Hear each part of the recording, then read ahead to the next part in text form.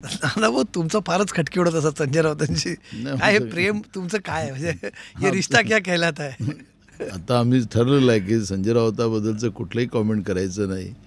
संजय राऊत काही बोलू शकतील, त्यांच्याबद्दल आम्हाला बोलायचं नाही, असं आमचं ठरलेलं आहे. दादा भाऊ सगळेच असं म्हटलं तर कसं चालेल. भाजपचे नेते म्हणतात आम्ही संजय राऊतांबद्दल बोलणार नाही, काँग्रेसही म्हणतात आम्ही बोलणार नाही. ते तर त्यांचं समजू शकतो, त्यांचे विरोधक आहेत. तुमचे तर मित्र आहेत संजय राऊत. नाही नाही, आम्ही त्यांच्याबद्दल प्रतिक्रिया काय द्यायची. ते देशातल्या ज्येष्ठ सभागृहाचे सदस्य आहेत. हम्म. आता ज्येष्ठ सभागृहातले सदस्य असताना त्यांच्याशी आम्ही काय त्यांच्याबद्दल बोलावं, असा आमचा मुद्दा आहे. आणि ह्याच्यात खूप जास्ती खोचकपणा दिसून येतोय तुमच्या स्टेटमेंट.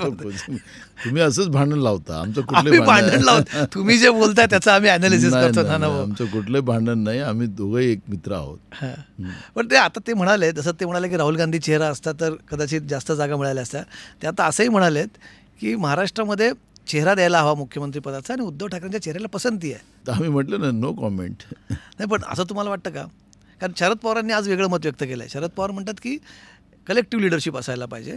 याच्यामुळे थोड्या या सगळ्या गोष्टींमुळे सुरुवातीच्या चर्चांमध्ये काही अडचणी येऊ शकतात असं तुम्हाला वाटतं का?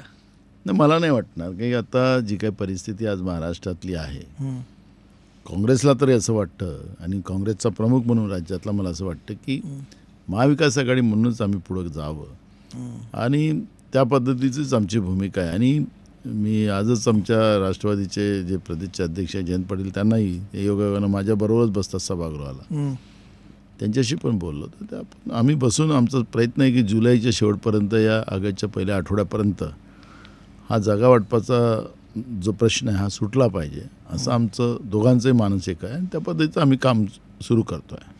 पण जागा वाटप एवढं सोपं असेल तुम्हाला असं वाटतं नाना भाऊ? कारण 48 जागा एक वेळ आपण समजू शकतो की 48 जागा कमी आहेत, त्यामुळे त्याचं वाटप थोडं सोपं पडतं.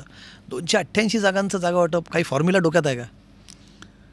जवळपास आता आमच्या 45, त्यांच्या दोघांच्या मिळून 110, तर 100 जवळपास 46च्या जवळजवळ जागा ह्या आमच्या तिघांच्या मिळून आहेतच. आमचे मित्रपक्ष जे आहेत त्यांच्या जागा अशा पकडून जवळपास आम्ही 170-72पर्यंत जातो. मग राहिल्या विरोधकांच्या हाती असलेल्या जागा,